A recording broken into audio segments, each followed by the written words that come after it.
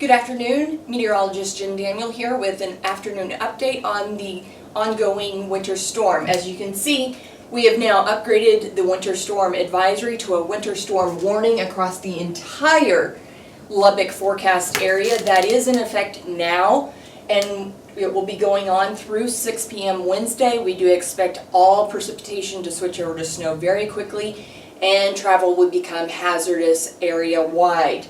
We have upped those snow totals, especially across that area that had been under the advisory. Now we're expecting totals of 4 to 6 inches across parts of the southwestern Texas Panhandle. We did receive reports of 3 inches across Freona and Dimmitt earlier. Locally, higher amounts are possible, especially if you find yourself under a snow band.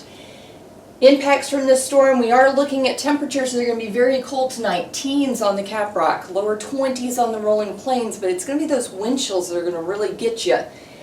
Single digits to lower teens. You're going to really want to bundle up in the morning because it's going to be really, really cold.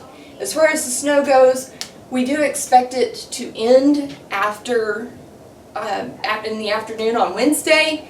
Heaviest though, the heaviest period of snow is going to be this evening through tomorrow morning. So that's going to be the major impact period when we're going to see roads becoming snowpacked. Visibilities are going to be impacted. So if you don't have to travel, don't get out on those roads. If you need to find any sort of road conditions, check drivetexas.org. We also want to remind you, turn off those sprinklers. We don't want to add to the situation with a layer of ice. Also, make sure that you have supplies of food, gas, and your medication.